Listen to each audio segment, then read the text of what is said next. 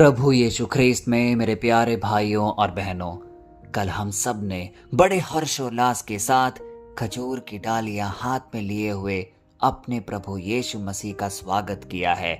यह इस बात का प्रमाण है कि वह ही हमारा सच्चा राजा है। आज जब हम इस वचन का अध्ययन कर रहे हैं तो वह हमें हमारे विश्वास को एक नए आयाम पर पहुंचाने के लिए आया है। क्या होता है जब हम किसी भी मतलब के लिए अपने पिता परमेश्वर से याचना करते हैं? हो सकता है कुछ चीजें हमें तुरंत मिल जाए या कुछ चीजें विलंब में मिले, लेकिन जब एक नियमित प्रार्थना करने के बाद भी हमारी कुछ चीजें नहीं पूरी होती, तब हमारे अंदर कुछ प्रश्न उठते हैं कि हे पिता, तू मेरी प्रार्थनाएं क्यों नहीं सुन रहा? मेरे अंदर क्या कमी रह गई? मेरी भक्ति, मेरी प्रार्थना में क्या कमी रह गई?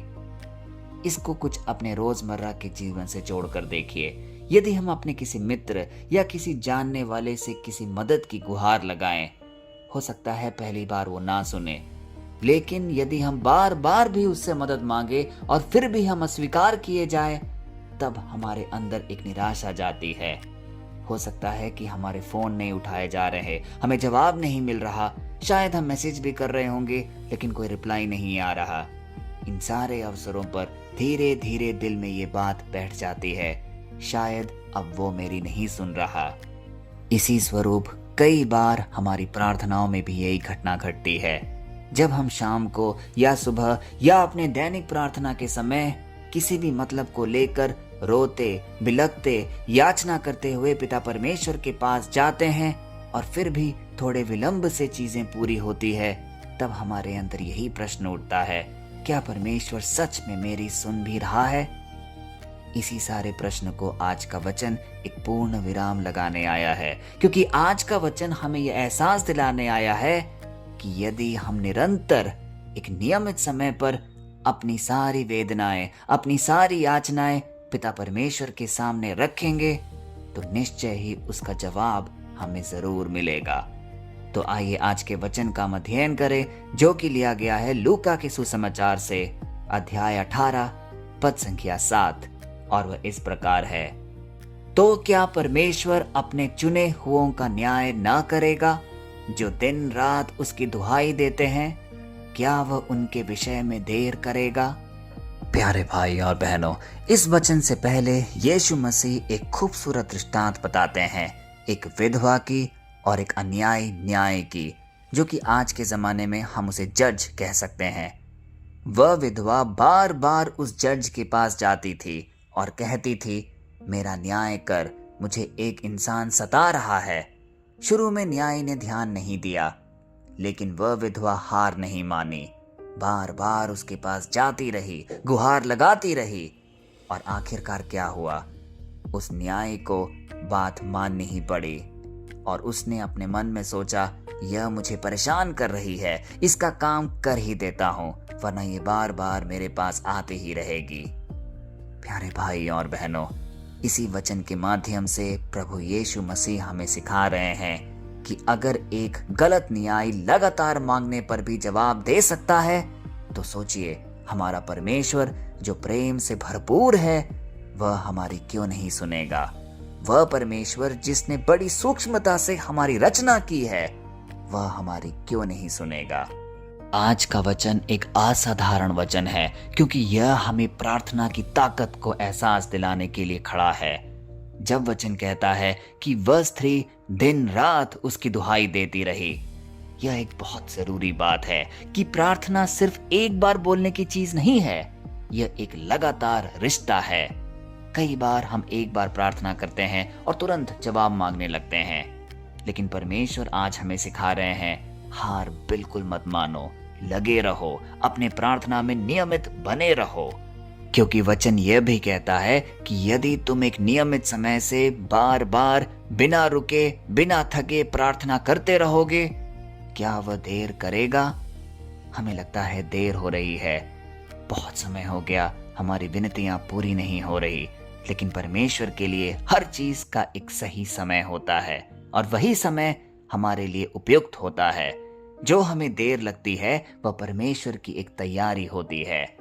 इसीलिए मेरे प्यारे भाई और बहनों, इस वचन में एक बहुत गहरी सच्चाई भी छुपी हुई है कि परमेश्वर सिर्फ हमारी प्रार्थना ही नहीं सुनता, वह हमारे धैर्य को भी देखता है, वह हमारे निश्चय का भी परीक्षण करता है।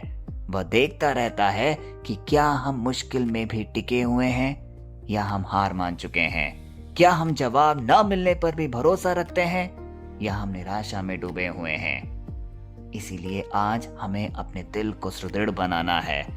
आज हम बहुत जल्दी हार मान जाते हैं। 2 दिन प्रार्थना कर लिया, जवाब नहीं मिला, छोड़ दिया। 1 हफ्ता कोशिश की, रिजल्ट नहीं मिला, छोड़ दिया। लेकिन यह वचन हमें सिखा रहा है, जो व्यक्ति टिके रहता है वही देखता है परमेश्वर का काम। कहीं ना कहीं जितने भी मोटिवेशनल स्पीकर्स की हम सुनते हैं, चाहे वो सोशल मीडिया में हो, बुक्स में हो, अखबारों में हो, हर चीज का सारांश यही होता है कि अपने मेहनत में अड़िग रहो और एक नियमित समय पर उसे लगातार करते रहो। कभी कभी परमेश्वर तुरंत जवाब नहीं देता क्योंकि वह हमें मजबूत बना रहा होता है। इसीलिए आज का वचन हमारे लिए 3 महत्वपूर्ण शिक्षा लेकर आया है। सबसे पहली शिक्षा, लगातार प्रार्थना करना हमें सीखना होगा। अब चाहे जवाब मिले या ना मिले, लेकिन प्रार्थना एक आदत होनी चाहिए। दूसरी अहम शिक्षा, हमें धैर्य रखना होगा। हर चीज का एक नियमित समय होता है। यदि हमें कोई चीज गलत समय पर मिल जाए तो वो हो सकता है हमारे लिए हानिकारक साबित हो। इसीलिए परमेश्वर हमें वही चीज देता है जो हमारे इस समय में हमारे योग्य हो, जिसे हम परिपूर्णता इस्तेमाल कर पाए। तीसरी अहम शिक्षा, भरोसा कभी नहीं छोड़ना है हमें, क्योंकि परमेश्वर चुप हो सकता है लेकिन वह अनुपस्थित कभी नहीं होगा। थोड़ा विलंब हो सकता है लेकिन हमें कभी अस्वीकार नहीं करेगा। इसीलिए मेरे प्यारे भाई और बहनों, एक सुंदर सा उदाहरण सोचिए। जब बच्चा रोता है, माँ तुरंत सब कुछ नहीं देती। हो सकता है उस समय उस माँ ने सोचा हो कि यह सही वक्त नहीं है, लेकिन वह बच्चे को नजरअंदाज भी नहीं करती। वह देखती रहती है कि वह किस प्रकार की चीजें कर रहा है। वैसे ही हमारा परमेश्वर भी है। यदि हमारी प्रार्थनाएं आज एक सही समय पर सुनी नहीं जा रही तो हमें निराश नहीं होना है, हमें जल्दबाजी नहीं करनी है, क्योंकि हमें इस बात का प्रतीत होना चाहिए कि एक एक वचन, एक एक प्रार्थना जो हमारे घर से ऊपर स्वर्ग की ओर उठ रही है, वो परमेश्वर के कानून तक पहुंच रही है। यदि उसका उत्तर आज हमें नहीं मिल रहा है, कल जरूर मिलेगा, एक सही समय पर जरूर मिलेगा। तो आइए आज के वचन को आश्रय मानकर अपनी आंखों को कुछ पल बंद रखकर पिता परमेश्वर से बातचीत करें। वह सारे अवसरों को याद करें जब हमने अपने हृदय से किसी चीज की कामना की हो, किसी चीज के लिए प्रार्थना की हो और वो पूरी ना हुई हो। आज हम अपने परमेश्वर से बोले कि हे पिता, मैं इंतजार करने को तैयार हूँ, लेकिन मेरा भरोसा कभी नहीं टूटेगा, मेरी प्रार्थना कभी नहीं रुकेगी। आइए हम सब मिलकर बोलें, हे स्वर्गीय पिता, आज हम तेरे सामने आते हैं अपने सारे बोझ और चिंताओं के साथ।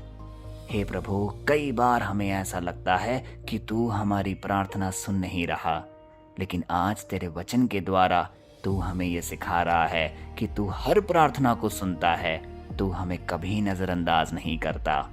हे प्रभु, हम तुझे कोटि कोटि धन्यवाद देते हैं। हमें धैर्य दे, हमें विश्वास दे। जो भी संदेश को आज सुन रहा है, उनके जीवन को छू ले। जहाँ जवाब नहीं मिल रहा वहाँ आशा दे, जहाँ थकान है वहाँ नई ताकत दे, जहाँ भी बीमारियां हैं, जहाँ परिवार कई सालों से प्रार्थना कर रही है लेकिन वह चीज पूरी नहीं हुई है, तो भी हम तुझ पर विश्वास रखते हैं और हम ये आशा करते हैं कि आने वाले समय में तू हर बीमारी को हमसे तू दूर करेगा, हमारे परिवार में तू शांति भर देगा। हम ये सारी प्रार्थनाएं यीशु मसीह के सामर्थी नाम पे करते हैं, आमीन। प्यारे भाई और बहनों, आज का वचन एक सुंदर स्वरूप हमें ये शिक्षा दे रहा है कि हमें अपनी प्रार्थना को कभी नहीं रोकना है। हमें कभी यह नहीं सोचना कि मेरी प्रार्थना का क्या होगा, बल्कि हमें यह सोचना है मैं प्रार्थना करना नहीं छोड़ूंगा, क्योंकि परमेश्वर कभी देर नहीं करता, वह हमेशा सही समय पर जरूर काम करता है। इसीलिए हार मत मानिए, रुकिए मत, दिन रात उसको पुकारते रहिए। जिस प्रकार वो उस विधवा स्त्री ने लगातार अपनी मांग को लेकर गुहार लगाई, उसी प्रकार हमें भी अपनी प्रार्थनाओं को निरंतर पिता परमेश्वर तक पहुंचाना है, क्योंकि वह हमें कभी अस्वीकार नहीं करेगा। आपकी हर प्रार्थना सुनी जा रही है और एक सही समय पर उसका उत्तर जरूर आएगा।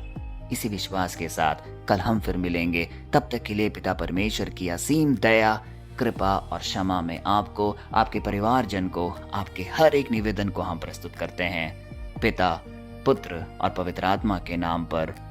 आमीन।